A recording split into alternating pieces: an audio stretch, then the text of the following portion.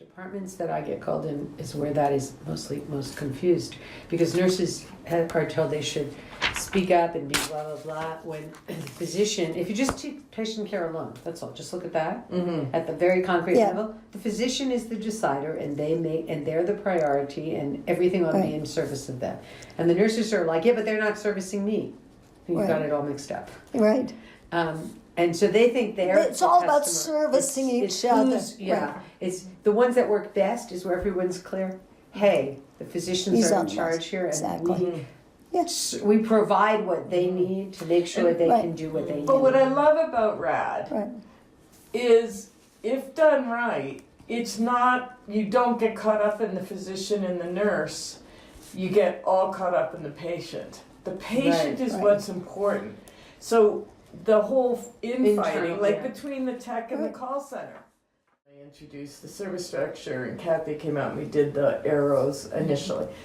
And there was all this fighting about, well, if I don't install, you guys can talk all you want on the phone, right? And it was when we brought it back to the customer, who connects with the customer first? Who does the customer go back to if there's a problem? Who do they perceive you are? Who's the face of that company? Right. And they're the face because they're the first point, and they're the point that people come back to if there's an issue. They don't know who their installer or technician was. They call the call center. So once we got everybody behind that, and we kept putting it back on the customer, everybody went, well, it's the call center.